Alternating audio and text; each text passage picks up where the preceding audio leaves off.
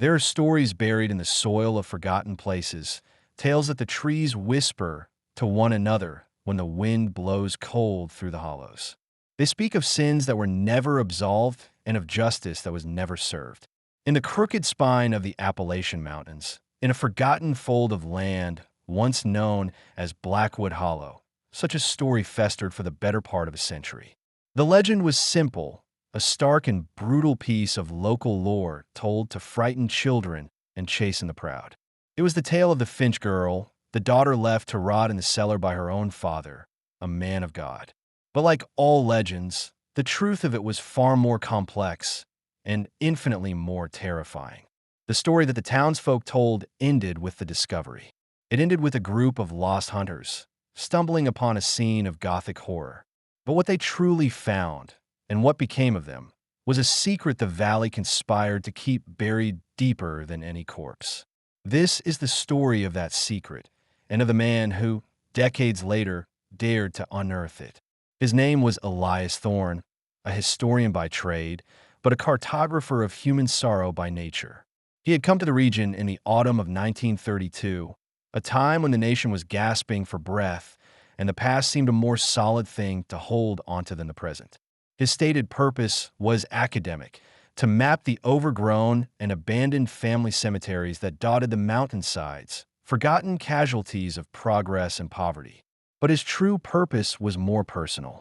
His own grandmother had been born in a neighboring valley, and she had spoken of Blackwood Hollow with a unique brand of fear, a tremor in her voice that Elias, even as a boy, had recognized as something more than simple superstition.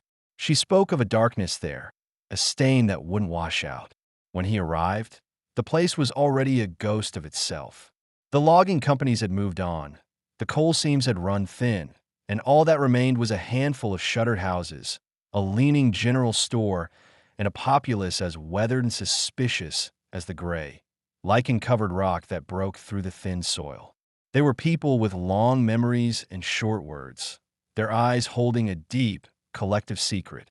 The air itself felt heavy, thick with unspoken history. The very light seemed to struggle through the canopy of ancient hemlocks, falling in mottled, grudging patches on the damp earth. Elias, with his city clothes and his notebooks, was an immediate and unwelcome intrusion. He was a question that no one wished to answer. He took a room above the silent general store, the only lodging available, and from his window, he could see the entirety of the settlement, nestled in the valley floor like a collection of broken teeth. The quiet was profound, not peaceful, but watchful. It was the quiet of a place holding its breath. He began his work, hiking into the surrounding woods, searching for the crumbling, vine-choked headstones of his project. But his mind was on the story his grandmother had hinted at, the story of the Finch cellar. He made his first gentle inquiries at the store, speaking to the proprietor, a gaunt man named Silas, whose face was a roadmap of grievances. Elias asked about old homesteads, specifically one belonging to a family named Finch. The name fell into the room like a stone into a still, dark well. The half-dozen men who had been sitting in silence around a cold, pot-bellied stove all stopped their whittling, their chewing, their very breathing. Silas wiped the dusty counter with a rag that did nothing to clean it. He looked at Elias, his eyes flat and devoid of welcome. "Ain't no Finches round here," he said, his voice a dry rustle. "Ain't been for a long, long time." Another man, older, with a cataract-clouded eye, spat a stream of tobacco juice into a can. "Some things are better left buried, mister," he rasped. "You're digging for roots, you might just pull up snakes." It was not advice. It was a warning. The conspiracy of silence was a palpable thing, a wall he had walked directly into. Every door he knocked on, every person he approached with a question about the Finches, met him with the same opaque hostility. They would shake their heads, turn their backs, or simply stare at him with a quiet, unnerving judgment until he retreated. He was trespassing on hallowed ground, but it was the devil, not God, who was being protected. This universal refusal to speak was more compelling to Elias than any admission could have been. A secret so fiercely guarded, so deeply entombed in the communal psyche, had to be one of monstrous proportions. He realized then that he was no longer just a historian documenting the dead. He was an investigator, and the crime was not yet cold. It was living, breathing, and coiled in the heart of this valley. The legend spoke of a father and a daughter and a cellar. It was a starting point. He needed to find the location of the Finch homestead, the epicenter of this lingering dread.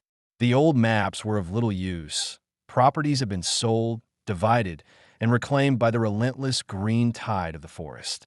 He needed a human source, a crack in the wall of silence.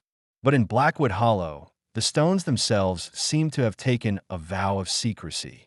The more he pushed, the more the community recoiled, their suspicion curdling into a quiet, simmering menace. The sheriff, a heavy-set man named Miller with a gut that strained the buttons of his uniform, paid him a visit one evening. He didn't bother with pleasantries. He stood in the doorway of Elias's small room, his large frame blocking the light. His presence filled the space with a sense of crude, unassailable authority. "Heard you've been asking questions, Mr. Thorne," Miller said, his voice a low rumble. "About things that aren't your concern." Elias remained seated at his small desk, the lamplight casting long shadows on the wall. He met the sheriff's gaze. "I'm a historian, Sheriff. The past is my concern." Miller let out a short, humorless laugh. "This ain't the kind of history you put in a book. This is the kind that bleeds. You're stirring up a hornet's nest in a place where people just want to be left alone." The threat was barely veiled. "The Finch property is gone. Reclaimed. There's nothing to see, nothing to find. I suggest you finish your business with them dead folks on the hill and move on. This valley don't take kindly to outsiders poking their noses where they don't belong." The sheriff's words were confirmation. The property existed, and the memory of it was a wound the town was desperate to keep from being reopened. Elias knew, then, that he would get no help from the law, because the law was part of the secret. The silence wasn't just fear, it was an organized, enforced quarantine of the truth. He spent the next few days in a frustrating stalemate, poring over his maps by day and enduring the oppressive silence of the town by night. He felt a constant, prickling sensation of being watched. When he walked the single dirt road, curtains would twitch. Conversations would cease as he passed. He was a foreign body, and the town's immune system was working feverishly to expel him.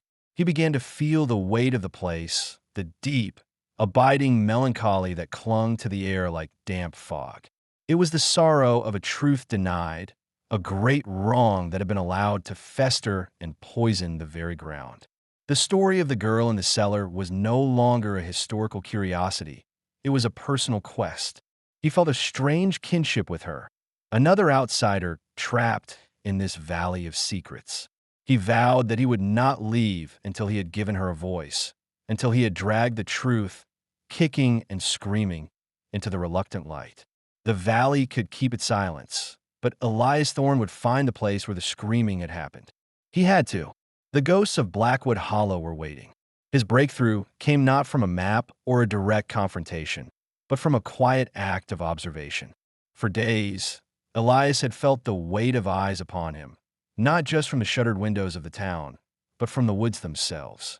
He would be deep in the forest, scraping moss from a toppled headstone, and the feeling would wash over him. A focused, intelligent presence. It was different from the blank, hostile stares of the townsfolk. This felt knowing.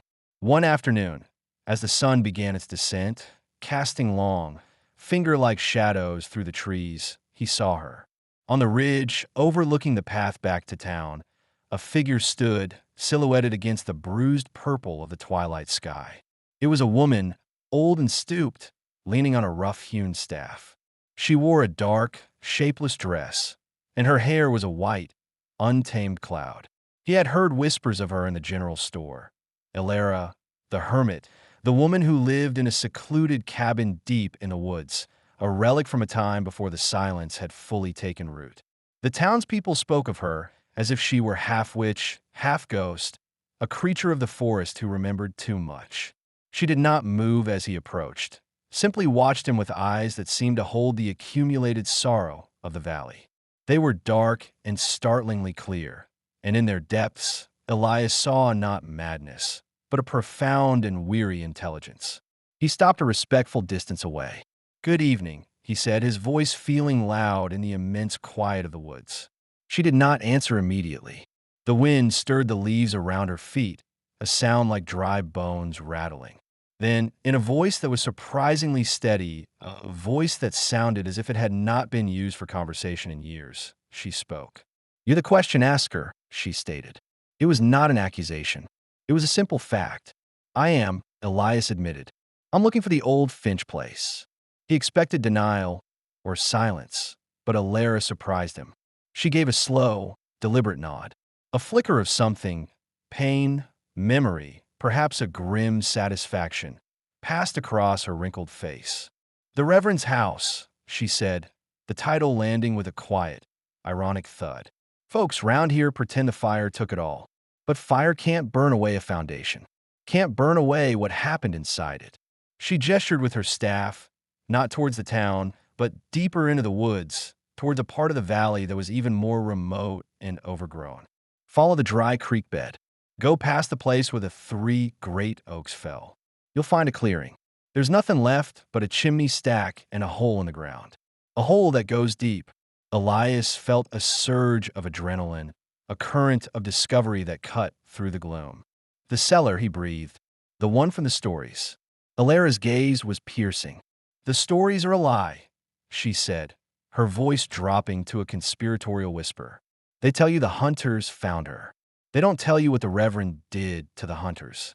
They don't tell you how the whole town helped him." She took a hesitant step closer, her eyes scanning the surrounding woods, as if she feared being overheard even after all these years. He was a pillar of piety, Reverend Finch, a voice of God in this dark valley. And the devil himself wore his face. The town chose the devil they knew. They buried the truth to protect his name, to protect themselves. She reached into a pocket of her worn dress, and her hand emerged, trembling slightly. In her palm lay a small, tarnished object. It was a key, a heavy, iron skeleton key, rusted with age and damp. "This won't open the cellar door," she said. "That's long gone. But inside the house, there was a place, a loose stone in the hearth. My mother was the Finch's laundress before it all. She saw the Reverend's wife hide things there. Letters. A little book." She pressed the key into Elias's hand. Her skin was as dry and cool as parchment. "This is for the box she kept them in. If it's still there, if the damp and the rot haven't taken it, you'll find the real story. You'll find Lily's voice." Elias looked down at the key, then back at the old woman. "Why are you helping me?" Alara's gaze drifted towards the valley below, a look of immense, ancient sadness on her face. "Because I was a little girl," she whispered. "I heard her sometimes, in the night, when the wind was right. A sound like a bird trapped in a box. No one should have to be silent forever. Not after what he did to her." With that, she turned and melted back into the shadows of the forest, leaving Elias standing alone with the cold, heavy weight of the key in his hand. He now had a map, a destination, and a purpose that felt as sacred as it was profane. He was no longer just searching for a story. He was retrieving a testament. The chimney stack and the hole in the ground were waiting, and with them, the voice of Lily Finch, a voice that had been silenced for 50 years. The path Alara had described was less a path and more a suggestion, a faint trail of memory pressed into the forest floor. Elias followed the serpentine route of a creek bed long since choked with stones and fallen leaves. The air grew colder, the woods thicker and more primeval. The trees here were ancient, their branches interlocking overhead to form a dense, green-black ceiling that swallowed the light. It felt as though he were walking not just through a forest, but back in time, into an era when the world was wilder and its secrets more easily kept. He passed the landmark she had spoken of, 3 colossal oak trees, long dead, their immense trunks lying like the fossilized bones of some prehistoric beast, covered in a shroud of moss. Beyond them, the terrain opened up into a small, unnatural clearing. And there it was. The silence in the clearing was different. It was absolute. The birds did not sing here. The wind seemed to die at its edge. In the center stood a single, defiant chimney stack, built of dark river stone, rising like a monument to a forgotten tragedy. It was draped in ivy, but its form was stark and accusatory against the sky. And beside it, just as Alara had said, was a hole in the ground. It was a ragged, rectangular wound in the earth, fringed with weeds and thorny bushes. A set of crumbling stone steps descended into a blackness so complete it seemed to drink the light. This was the entrance to the Finch cellar. The house itself was gone, utterly consumed by time and the elements. Only a faint outline of the foundation, a low, moss-covered ridge of stones, remained to mark its foot where Elias stood at the edge of the cellar entrance, his heart pounding a slow, heavy rhythm against his ribs. The air that rose from the opening was cold and foul, carrying the smell of damp earth, of decay, and of something else, something that felt like old, trapped sorrow. The stories, the warnings, the palpable fear of the town, it all coalesced here at this dark maw in the ground. He could almost feel the history of the place radiating from it, a cold pressure against his skin. Taking a deep breath, he unstrapped the heavy lantern from his pack, lit the wick, and began his descent. The stone steps were slick with slime, and he placed each foot with deliberate care. The lantern light pushed back the darkness in a small, trembling circle, revealing walls of rough-hewn stone, weeping with moisture. Water dripped from the low ceiling, each drop echoing in the profound silence like a ticking clock counting out the lost years. The cellar was larger than he had imagined. It extended deep beneath the footprint of the vanished house. The floor was packed earth, and in one corner he saw it, a rusted iron ring set into a large, flat stone. The door to a deeper level or a root cellar. But his focus was on the chimney. He made his way to the massive stone base of the fireplace that would have once warmed the family above. He ran his hands over the cold, damp stones, feeling for anything loose, any seam that was not quite right. It was there just as Alara had described, low to the ground and half hidden by debris. One of the stones, slightly smaller than the others, moved under his touch. It was heavy, and it took all his strength to pry it from its place. Behind it was a dark, square cavity. His hands, trembling with a mixture of excitement and dread, reached into the cold darkness of the recess. His fingers brushed against something solid, something metallic and cold. He pulled it out into the lantern light. It was a simple tin box, the kind used for biscuits or tea, its painted surface almost entirely obscured by rust and grime. It was locked with a small, simple latch. Elias's gaze fell upon the key Alara had given him. With unsteady hands, he fitted the key into the lock. It resisted for a moment, the mechanism stiff with a half-century of disuse. And then, with a sharp, grating click, it turned. He lifted the lid.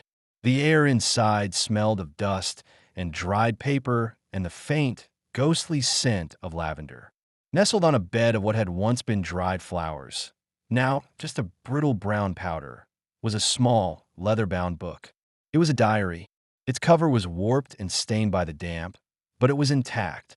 And beside it, a small, heart-shaped locket on a delicate silver chain, tarnished almost to black. He opened the locket. On one side was a faded, miniature portrait of a woman with a kind, sad smile. Lily's mother, he presumed. The other side was empty, a dark, vacant space where another face should have been. But it was the diary that held the true secret. He opened it to the first page. The handwriting was elegant, precise, the script of a young woman educated and thoughtful. The ink was faded, a rusty brown against the yellowed paper, but it was perfectly legible. The first entry was dated April 12th, 1881. The voice of Lily Finch, silent for 50 years, was about to speak. He sat on the cold cellar steps, the lantern light flickering, and began to read. The world outside, the town, the very century he lived in, all of it faded away, replaced by the quiet, hopeful voice of a girl who had no idea of the darkness that was gathering around her. April 12th, 1881. Mother gave me this journal today for my 16th birthday. She said a young lady should have a place for her private thoughts, a garden for the mind where she might cultivate her finest sentiments. Father does not approve. He says the only book a soul requires is the Holy Bible, and that private thoughts are the devil's workshop. But he said it with a smile, and he knows Mother's heart is gentle and her intentions pure.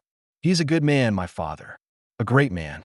The entire valley looks to him for guidance. When he speaks from the pulpit, his voice is like a trumpet call, and you feel the very presence of the Lord in the room. He is strict, yes, but he is righteous. He wishes only to protect us, especially me, from the sin and corruption that he says lies in wait for idle hands and wandering minds. This valley, he says, is a sanctuary, an ark against the coming flood of wickedness, and he is our Noah.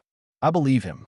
I will endeavor to fill these pages only with thoughts that are worthy and pure, thoughts that would not bring shame upon him or my dear mother. Elias paused, the simple, earnest words of the young girl hanging in the cold, dead air of the cellar. He could picture her, a girl on the cusp of womanhood, filled with a piety that was both genuine and deeply ingrained, her entire worldview shaped by the towering, charismatic figure of her father, the Reverend Alistair Finch. He turned the page and continued to read, tracing the slow, inexorable path into shadow. For the first year, the entries were what one would expect. They spoke of seasons changing in the valley, of helping her mother with canning and sewing, of the simple, circumscribed life of a young woman in a remote community. She wrote of her love for the wildflowers that grew in the meadow behind the house, and of the small, intricate birds she would carve from scraps of wood, a secret hobby she kept from her father, who viewed such things as frivolous vanity. But threaded through these domestic scenes was the ever-present, ever-growing influence of the Reverend. Lily's writing was filled with his words, his sermons, his dire warnings. He seemed to consume all the air in their small world. Then the tone began to shift. A new note of anxiety crept in. October 3rd, 1882. Mother has been unwell for a month. The cough has settled deep in her chest and will not leave.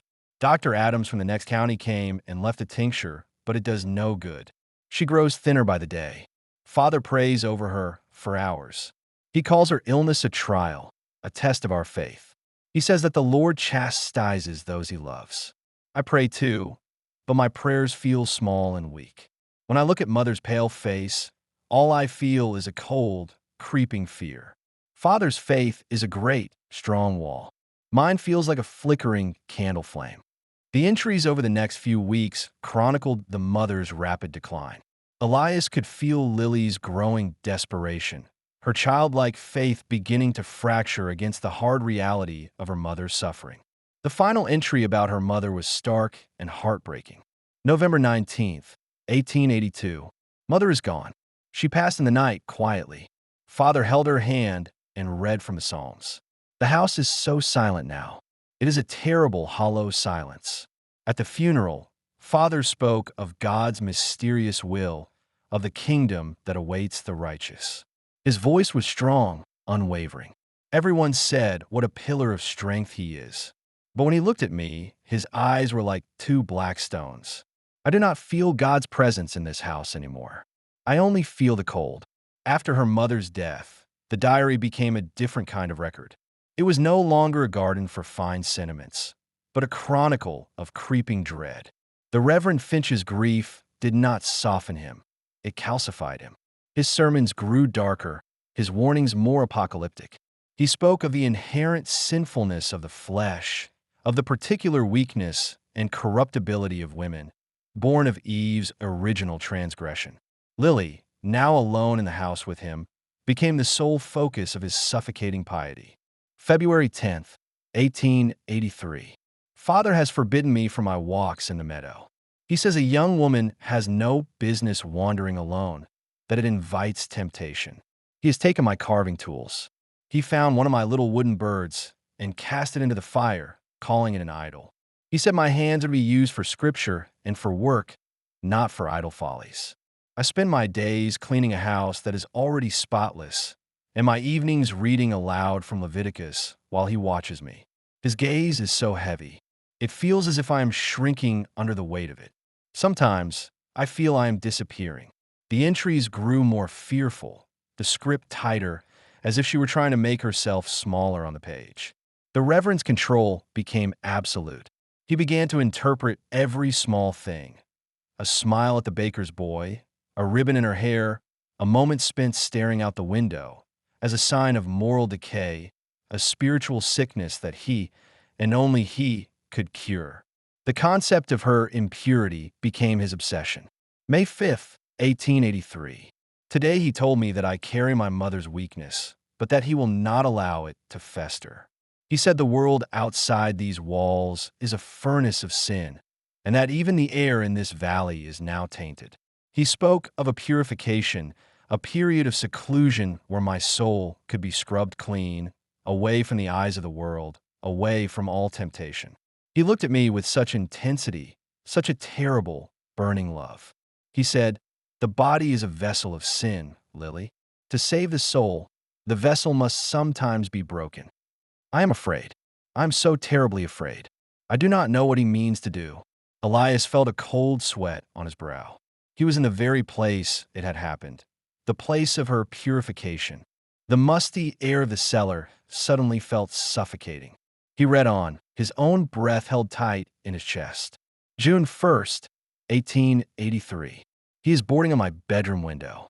He says the light of the moon is a temptress. The house is becoming a prison. He says it is for my own good. He says a father's love is a refining fire. I do not know what to believe anymore. Is this love? It feels like being buried alive. Elias knew what was coming. The diary was a countdown to the moment the world shrank to the size of these 4 stone walls. He turned the page, his fingers trembling, and read the entry that marked the beginning of the true nightmare. The writing was shaky, tear-blotched. July 14th, 1883. He brought me down here today, to the cellar. He said my room was no longer sufficient, that the corruption was too deep. He said the world above was a distraction from my salvation. He has made a space for me in the corner, a pallet, a bucket, and a lamp. He told me that this is my sanctuary now, my crucible. He said, "Here in the dark and the quiet, you will learn to hear only God's voice, spoken through me. Here, you will be made pure." He locked the door at the top of the stairs. I heard the bolt slide home. The sound was so final. "Mother, I am so sorry. I am in the dark now. I am in the earth." Elias sat on the cold, damp steps of the Finch cellar, the lantern at his feet casting a pool of nervous, yellow light. The world had compressed to the small, leather-bound book in his hands and the voice of the girl trapped within its pages. He could feel her presence all around him, a ghostly weight in the suffocating air. He was reading her last testament in the very tomb she had written it. The entries that followed her initial imprisonment were a descent into a quiet, methodical hell. The elegant script of the early pages gave way to a cramped, desperate scrawl, as if the physical confinement of her body was translating itself onto the page. July 20th, 1883. It has been a week, or perhaps more. The days have no shape down here. The only measure of time is his visits. He brings food and water once a day. Bread and water.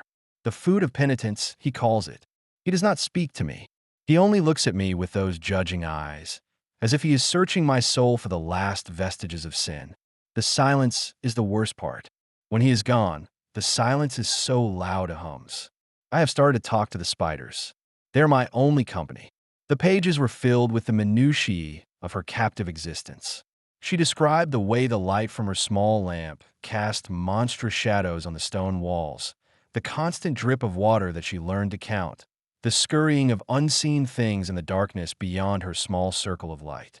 She wrote of the cold that seeped into her bones, a damp, permanent chill that no blanket could warm. Her father, the Reverend, became a figure of almost supernatural dread. His daily appearances were the central, terrifying ritual of her life. He would descend the stairs, his form a dark silhouette against the light from the open door, and subject her to hours of religious instruction. It was a twisted, self-serving theology, a gospel of his own making, designed to justify his cruelty. August 15th, 1883. Father read to me for 3 hours today from the book of Job. He says, I am like Job, tested by God. He says my suffering is a sign of God's special attention. He asked me if I have repented yet. For what? I cried. For what must I repent? He struck me then, the first time he has ever laid a hand on me in violence. He said my questioning was pride, the original sin. He said he was striking the pride from my soul. My cheek stings, but my heart stings more. The man who taught me of a loving God now uses that God as a whip. Elias had to close the book for a moment, his own anger a hot, ball-like taste in his throat. The righteous indignation the style profile mentioned was not a stylistic choice. It was an unavoidable human reaction to this level of depravity. The irony was suffocating. A man of God creating a hell on earth for his own daughter, all under the guise of salvation. The community above, which revered him as a saint, had been living on the thin crust of earth above a torture chamber. He resumed reading, compelled to see it through to the end, to bear witness to what no one else would. The diary became a record of psychological warfare. The Reverend worked to systematically dismantle his daughter's sense of self, to break her spirit so completely that she would have no identity outside of his control. September 29th, 1883. I think I'm going mad. I have forgotten what the sun feels like on my skin. I try to remember Mother's face, but it is fading. It is being replaced by his. I see his eyes even when I close my own. Today he told me that I'm no longer Lily Finch. Lily Finch was a vain and sinful girl. He says I am a new creature, a vessel being hollowed out to be filled with grace. I have no name. I am nothing. When he said this, I felt a strange sort of peace. A terrible, empty peace. Is this what he wants? For me to be nothing? But Lily's spirit, though battered, was not entirely broken. In the deepest recesses of her confinement, she held onto one small act of defiance, her carving. November 10th, 1883. I found a small piece of wood, a scrap from an old crate, and a shard of rusted metal. At night, when the lamp burns low and I know he will not return until morning, I carve. I am carving a bird. A small sparrow, its head tilted as if listening. It is a secret I hold in the palm of my hand. It is the only thing in this world that is mine. If he ever found it, I do not know what he would do. But the risk feels like breathing. Elias felt a lump form in his throat. He thought of the empty space in the locket. Perhaps she had carved a tiny portrait of her father, a face to put next to her mother's, and in an act of final, symbolic rejection, had removed it or destroyed it. Or perhaps the space was for her, for the person she was no longer allowed to be.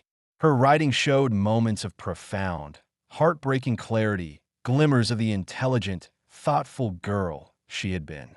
January 4th, 1884. I have been reading the Bible he leaves for me. Not the parts he tells me to read, but the Gospels. I read of Christ's compassion. He healed the sick. He forgave the sinner. He loved the outcast. He did not lock them in cellars. I have come to believe a terrible thing. I have come to believe that my father does not worship God. He worships himself. He has built a religion of his own pride, with my soul as its sacrifice. This knowledge is a cold, hard stone in the pit of my stomach. It is a truth more frightening than the darkness. The months bled into one another, marked only by the filling of the diary's pages. Spring of 1884 arrived, but not for Lily. She wrote of hearing the faint sound of birdsong through the thick stone walls, a sound from another world. The diary was becoming full, her secret chronicle nearing its end. She seemed to know it, and a new tone entered her writing, not of hope, but of a desperate need to have her story known. May 20th, 1884. I will run out of pages soon. This little book is my only proof that I ever was. When it is full, I will hide it here in the loose stone where Mother used to hide her treasures. Perhaps one day, someone will find it. A good person, a person who will know what he did. I do not dream of rescue anymore. That seems a foolish, childish thing. But I do dream that the truth will not die down here with me. That is my only prayer now. Not for my salvation, but for his judgment. Elias's hands were shaking as he turned to the final few pages. The climax of the local legend, the arrival of the hunters, was at hand. He was about to read the true account of what had happened. from the only witness. The atmosphere in the cellar seemed to grow thicker, charged with anticipation. The dripping water, the scurrying sounds, the deep, oppressive silence. It all seemed to be leaning in, waiting to hear the end of the story. The final entries of Lily Finch's diary were written with a frantic, breathless energy. The neat, controlled script was gone, replaced by a hurried scrawl that slanted across the page.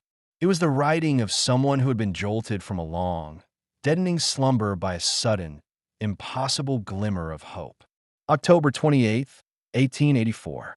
Something is different. For 2 days, there have been sounds from the woods above. Not the usual sounds. The baying of hounds, distant and then closer, and men's voices calling to one another. They sound lost. They sound close. My heart, which I thought had turned to stone, has started to beat again. A frantic, painful hammering against my ribs. I've been calling out. My voice is a dry, cracked thing, a stranger's voice. I've been screaming until my throat is raw. Can they hear me? Can a voice travel through a foot of earth and stone? Elias could feel the girl's desperate hope radiating from the page. After more than a year of absolute silence and isolation, the sound of other human beings must have been like a resurrection. He imagined her, pale and thin in the darkness, pressing her ear against the cold, damp ceiling, straining to hear the sounds of a world she had been forced to forget. The next entry was a single, explosive paragraph, the ink smudged in places as if by tears or trembling hands. October 29th, 1884. They heard me. Oh, dear God in heaven, they heard me. I was screaming, and suddenly there was a noise directly above. A scraping sound, and a voice. A man's voice. He said, "Did you hear that?" Another voice answered, "It sounds like it's coming from underground. They are here. They are right above me. They are real. They called down to me. They asked who I was. I told them my name. Lily Finch. I told them my father had locked me in." There was a long silence after that. A terrible silence where I thought they had left, thought they had dismissed me as a ghost or a madwoman. But then the first man's voice came again, strained with disbelief. "Finch," he said. "Reverend Finch's girl?" But he told the whole valley you'd gone east to live with family. A lie. Another one of his lies. They're trying to get in. I can hear them at the cellar door, the old one on the outside. They're trying to break it down. I have never known such terror, and I have never known such hope. They are coming. This was the moment from the legend, the dramatic discovery. But the town's version of the story ended there with a vague, unsatisfying conclusion that the hunters had rescued her and the Reverend had been shamed. Elias knew, from Alara's warning and the very existence of this hidden diary, that the truth was far darker. The diary confirmed his fears. The next entry was written later that same day. The hope had curdled into a new kind of terror. They cannot get in. The door is barred from the inside, and the wood is thick oak. They have been trying for what feels like hours. And now, I hear a new sound. The sound of a horse, ridden hard. My father. He has come home early. I hear his voice from above, not his calm, pious pulpit voice, but a voice I have never heard before. It is a roar, a sound of pure fury. He is shouting at the men. He is calling them trespassers, drunkards, defilers of his home. He is ordering them off his land. I can hear the other men trying to reason with him. They're telling him what I said. They're telling him I am in the cellar. I can hear my father's reply, his voice ringing with a terrible, righteous anger. "Lies," he screamed. "The devil's lies. There is a spirit of madness in this cellar, an unclean thing I have been praying to cast out.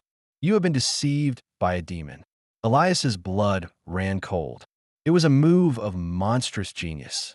In a valley steeped in superstition, a community that lived in fear of the supernatural, the Reverend was not denying her presence, but reframing it. She was not his daughter. She was a demon. The hunters were not rescuers. They were fools meddling with a power they did not understand. He was using their own faith and fear as a weapon against them and against his daughter. The final entry in the diary was the most chilling of all. The handwriting was a barely legible scrawl, as if written in profound haste and terror in the flickering, dying light of her lamp. It was not a narrative, but a series of fragmented, horrified observations. He has gone for help. Written to town. The hunters are still here. They are confused. I can hear them arguing. Some want to leave. They are afraid of him. Afraid of the demon he spoke of. Others want to stay. They know what they heard. They know I am a person. The sky is growing dark. I hear more horses now. Many of them. The men from the town are here. I hear the sheriff's voice. He is with my father. He is telling the hunters to disperse. He is telling them they're on private property. He's taking my father's side. They're all taking his side. My father is speaking to them. His voice is calm again. He is telling them a story. A sad story about his poor, mad daughter, afflicted by a spirit, a danger to herself and others, whom he has been caring for in secret, trying to heal with prayer. He is twisting the truth into a shape they can accept, a shape that makes him a martyr and me a monster. Oh God, they believe him. They all believe him. I can hear the hunters being shouted down. They're being called liars. I hear a scuffle, a shout of pain, a sound like a heavy blow.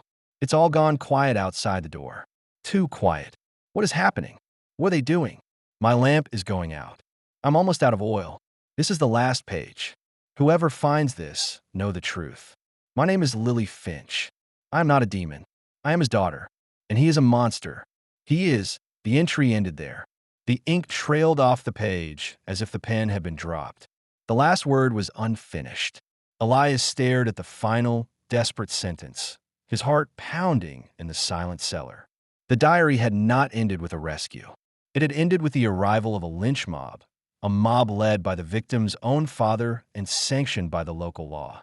The hunters had not saved Lily. They had, in their attempt to bring the truth to light, sealed her fate and likely their own. The story Alara had hinted at, the story of what the Reverend did to the hunters, was not in the diary. The diary was the motive. The diary was the testimony of the primary victim. But the final act of the tragedy had taken place outside these walls, in the clearing above, and its witnesses had been silenced. Elias carefully closed the book, his mind reeling. He now held the heart of the secret. But it was incomplete. He knew what had happened to Lily.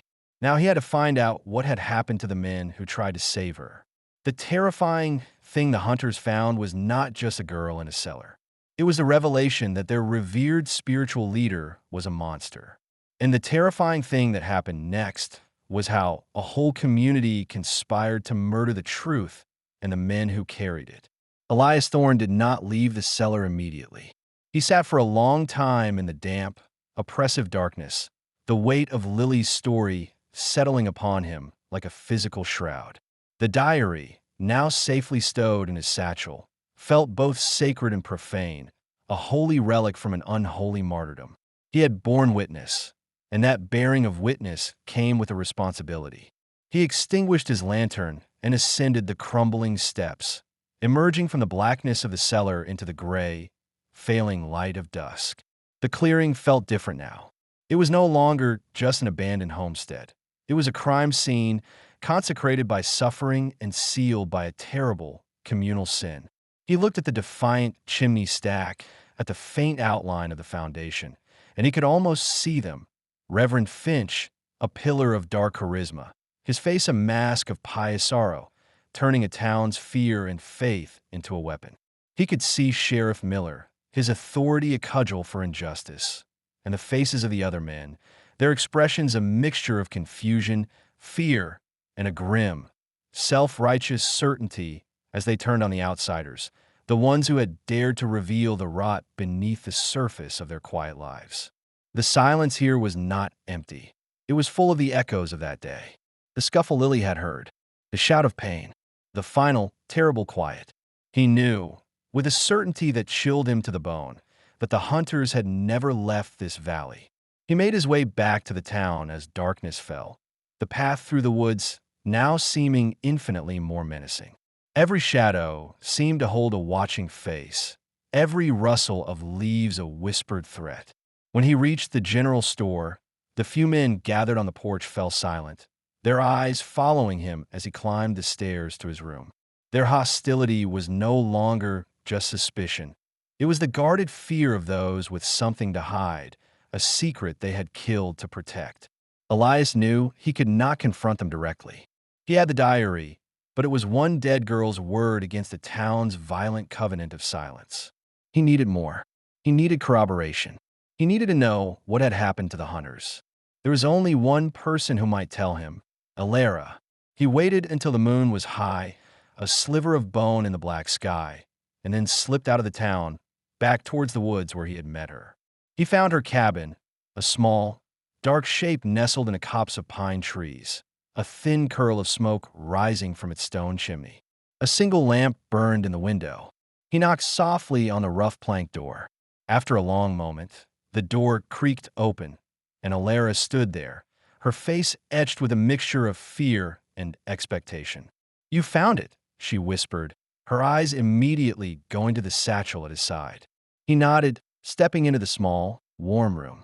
It was sparse but clean, smelling of wood smoke and dried herbs. "I found it," he said, his voice low. "I read it all. But it ends before the end." Alara's face sagged with a sorrow that seemed ancient.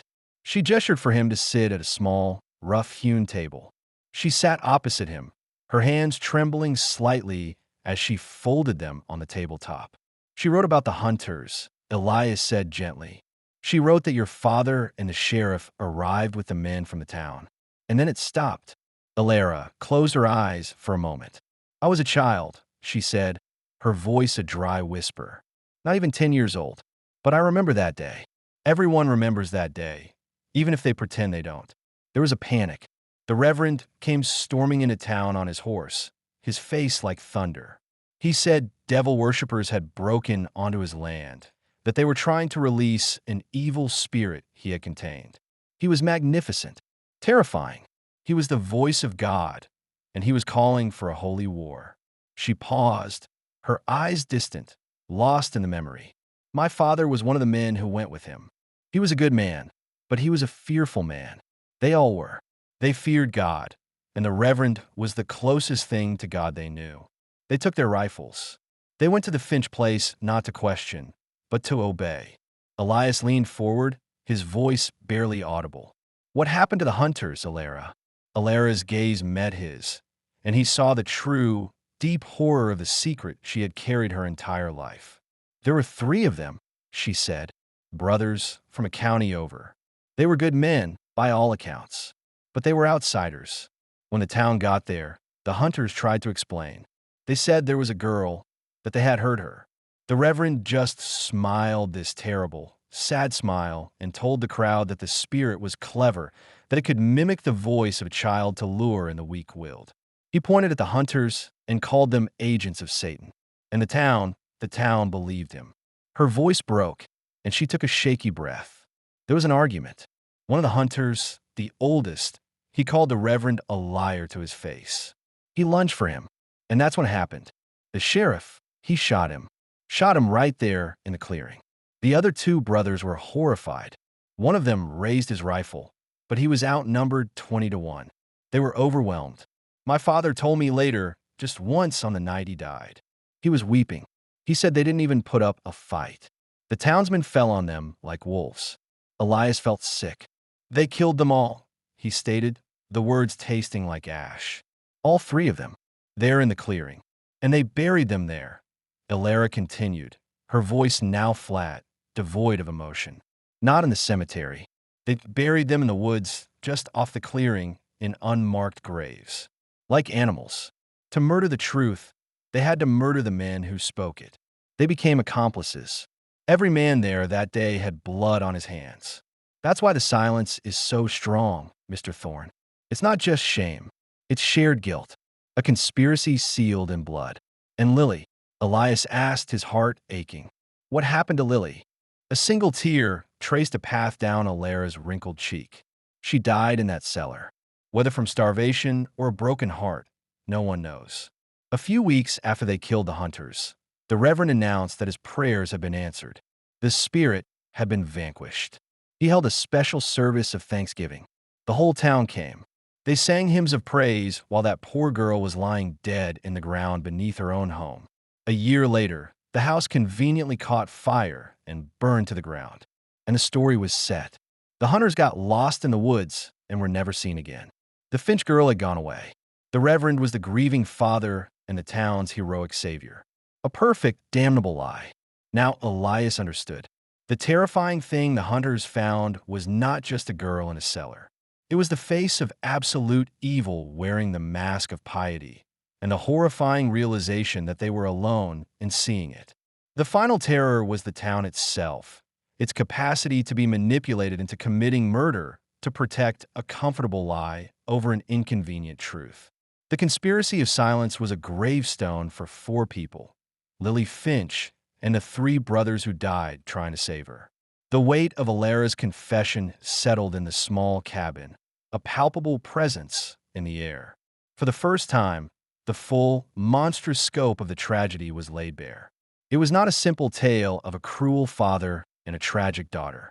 It was a story of mass delusion, of communal guilt, and of a conspiracy of silence so absolute that it had required the murder of 4 innocent people to maintain it.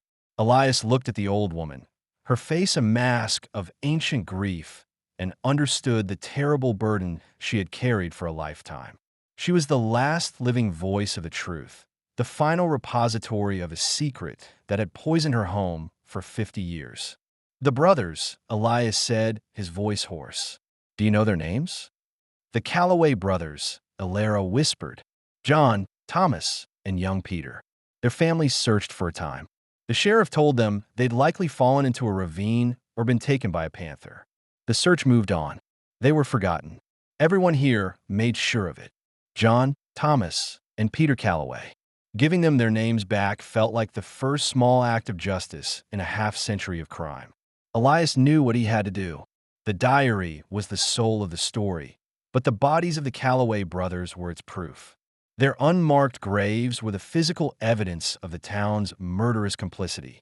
Finding them was the final, necessary step. Where, Alara? He asked. Where did they bury them? She looked hesitant, a lifetime of ingrained fear warring with her desire for the truth to finally be known. My father. He pointed out to me once when I was older. From a distance. He said, that's where the secret lies. It's a small, flat clearing just beyond the Finch property. There's a cluster of birch trees. White trees. He always said it was like the woods itself was trying to mark the spot with a bit of purity. Before dawn, Elias left Alara's cabin, armed with the final piece of the puzzle. He returned not to the town, but to the Finch homestead, carrying a shovel along with his satchel. As the first, weak light of morning filtered through the dense canopy, he stood once more in the clearing where the Finch house had been. This time, he looked beyond it to the surrounding woods, searching for the landmark Alara had described. He found it 100 yards to the north, a small grove of white birch trees, their pale bark glowing like ghosts in the dim morning light. The ground beneath them was flat and clear, unnaturally so. He began to dig. The work was hard. The ground was packed and tangled with roots. But he was driven by a cold, righteous fury. He dug for Lily, a girl who had died in darkness, and for the Calloway brothers, who had been erased from history for the crime of trying to help her. He dug for every person in Blackwood Hollow who had chosen a comfortable lie over the terrible truth. He was not just digging in the earth. He was digging into the heart of the town's secret. After nearly 2 hours, his shovel struck something. It was not a rock. It was a dull, hollow thud. He knelt and cleared the dirt away with his hands. His fingers brushed against the rotted, splintered wood of a crude coffin. And beneath the wood bone, he kept digging, his movements methodical now, grim and determined. By midday, he had uncovered them all. 3 shallow graves, side by side. The remains were little more than skeletons, clothed in the tattered remnants of heavy wool hunting clothes. In the grave of the man he assumed to be John Calloway, the oldest, he found it, a small, lead sphere, a bullet, lodged in the bone of the man's ribcage. The physical proof of the sheriff's execution. He did not celebrate his discovery. There was no triumph in it, only a profound and hollow sorrow. He stood before the open graves, the silent, skeletal remains of the men who had been sacrificed at the altar of the Reverend Finch's reputation, and felt the full, crushing weight of the evil that had been done in this place. He had the diary. He had the bodies. He had the whole Terrible story. His next move would determine whether that story was finally heard, or whether the silence would claim him as well. He knew that returning to Blackwood Hollow with this evidence would be a death sentence. The descendants of the men who had killed the Callaways still lived there, still protected the secret. Sheriff Miller's successor would be no different. The town would not confess. It would simply commit another murder to protect the original one. He could not fight the town, but he could expose it. He carefully recovered the graves, marking the spot in his mind and on his map. He took one small, damning piece of evidence, a tarnished silver button that had fallen from one of the hunter's coats, a small, tangible link to the murdered man. Then he walked out of Blackwood Hollow. He did not go back to his room for his other belongings. He did not say goodbye to Alara, knowing that any association with him would now put her in grave danger. He simply walked east towards the next county, towards the nearest telegraph office. He spent 2 days in a boarding house in the county seat, writing. He wrote with a feverish intensity, pouring the entire story onto the page. The legend, his investigation, the confrontation with the town silence, Alara's testimony, and the full, horrifying text of Lily Finch's diary. He described the location of the Finch cellar, the hidden diary, and the 3 unmarked graves under the birch trees. He named the Reverend Alastair Finch as a monster, Sheriff Miller as a corrupt accomplice, and the town of Blackwood Hollow as a willing party to murder and its decades-long cover-up. He named the victims, Lily Finch and John, Thomas, and Peter Calloway. He sent the entire manuscript, along with a letter detailing his findings, to a journalist he knew at a major Chicago newspaper, a man with a reputation for crusading against corruption and injustice. Then, and only then, did he allow himself to rest. He had done what he had come to do. He had given Lily her voice. He had given the Calloway brothers their names back. He had taken the secret that had festered in the darkness of Blackwood Hollow for 50 years and dragged it into the cleansing light. The reckoning was no longer his to carry out. It was coming for Blackwood Hollow on the morning train, in the form of 1,000 newspapers, each one bearing the headline that would finally shatter the valley's long, criminal silence. He had not brought revenge, but something far more powerful, the truth. The story, when it broke, was a sensation. Published under the headline, "The Devil in the Valley," how a pious reverend and his flock sacrificed a daughter and murdered her saviors. It spread like wildfire. Elias Thorne's meticulous account, combined with the raw, heartbreaking power of Lily Finch's diary, shocked and horrified the nation. The narrative was so compelling, so filled with Gothic dread and righteous fury, that it became more than a news item. It became a national obsession. Authorities from the state capital, forced into action by the public outcry, descended on Blackwood Hollow. They arrived not as friends or neighbors, but as an occupying force. They were met with the same sullen, hostile silence that Elias had faced, but now it was a silence of cornered guilt, not of confident authority. The state investigators, armed with Elias's detailed maps and descriptions, found everything just as he had written. They located the ruins of the Finch homestead and the cellar, a place that quickly became a site of grim pilgrimage for journalists and the morbidly curious. They unearthed the tin box from the fireplace, confirming the diary's origin. And under the cluster of white birch trees, they found the shallow graves and the skeletal remains of the 3 Calloway brothers. The bullet found in John Calloway's remains was identified as being from the type of revolver commonly carried by lawmen of that era. The evidence was irrefutable. The lie that had held Blackwood Hollow in its grip for half a century crumbled to dust in a matter of days. The town's long-guarded secret became its public shame. Arrests were made. The current sheriff, the grandson of one of the men who had been in the lynch mob, was charged with obstruction of justice. Several of the oldest men in town, whose fathers and grandfathers had been part of the posse that day, were brought in for questioning. They were ancient, withered men, but in their eyes was the same defiant denial, the last embers of the conspiracy of silence. They confessed to nothing, taking the secret to their own graves, a final, futile act of loyalty to the sin of their fathers. The Reverend Alastair Finch, long dead and buried in the town cemetery under a grand headstone that praised his piety and leadership, was exhumed in the court of public opinion. His name became a byword for hypocrisy and monstrous evil. His memory, which the town had murdered to protect, was now eternally desecrated. The Calloway brothers were finally given a proper burial, their names cleared. Their descendants, who had long believed their ancestors had simply vanished into the wilderness, finally learned the truth of their heroic and tragic end.